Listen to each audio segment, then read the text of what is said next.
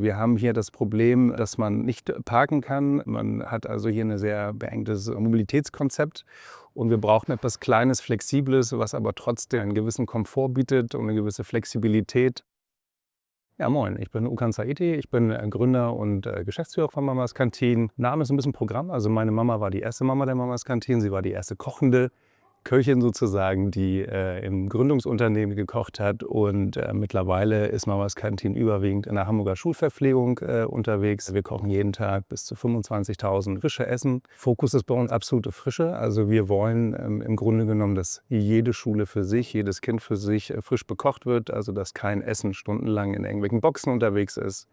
Dadurch, dass wir ja dezentral arbeiten, ist das Thema Logistik bei uns nicht so konsistent wie bei anderen Gemeinschaftsverpflegern, die natürlich aus Zentralküchen heraus arbeiten. Aber trotzdem haben wir auch in unserer dezentralen Struktur natürlich Schulen, die miteinander arbeiten und kooperieren.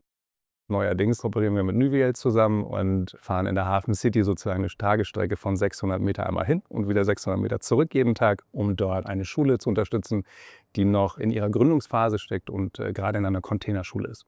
Überwiegend ist es so, dass die beiden Schulen kochtechnisch autark aufgestellt sind.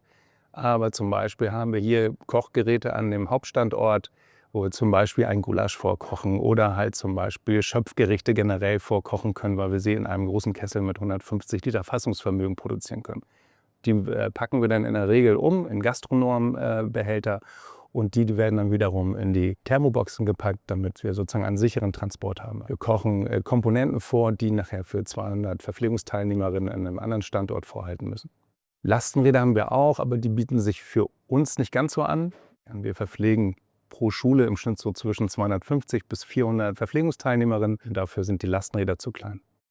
Man muss ja auch ein entsprechendes Gerät irgendwo parken können oder abstellen können. Und das Gesamtkonzept der E-Mobilität, der Komfortabilität und der Zuladungsfläche hat sich für uns bisher sehr bewährt. Wir haben zum Glück aber auch eine Köchin, die begeisterte Fahrradfahrerin ist.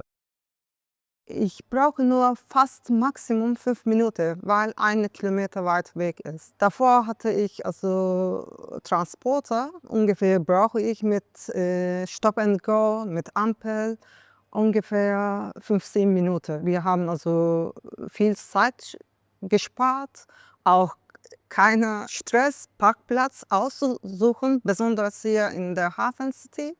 Der Trailer ist einfach zu bedienen, ganz bequem ein- und ausladen. Ich merke gar nichts. Hinter mir zum Beispiel 150 Kilogramm schwere Sachen. Ich merke gar nichts. Unser Wagen wurde ja auch schon mal abgeschleppt. Das heißt also, man kam aus dem langen Wochenende wieder und dann war das Transportfahrzeug nicht mehr da, wo es vorher stand. Und wenn man das natürlich Montagmorgen vorm Service erstmal entdeckt, dann hat man natürlich Probleme sozusagen mit dem Wochenstart. Und da mussten wir uns natürlich alle ziemlich biegen, um die Logistik für die Woche auch sicherzustellen, abgesehen von den Zusatzkosten. Also ich denke mal, dass wir jetzt wissen, was wir haben. Das ist sehr verlässlich, weil das Transportgerät ist da, wo wir es abstellen. Es wird auch hier im Gebäude verwahrt. Das ist auch ein Vorteil. Unsere Zusammenarbeit mit Nuviel war unkompliziert, ziemlich freundschaftlich und auch immer schnell in der Kommunikation. Also ich kann das uneingeschränkt weiterempfehlen. Es war alles sehr gut und alles, was versprochen wurde, wurde auch gehalten. Sowohl Zeitfristen, das war uns ganz wichtig, dass wir natürlich zum 3. September unseren Schulstart hatten und am 1. September kam unser schönes Transportgerät inklusive Folierung und alles war tutti, also richtig gut.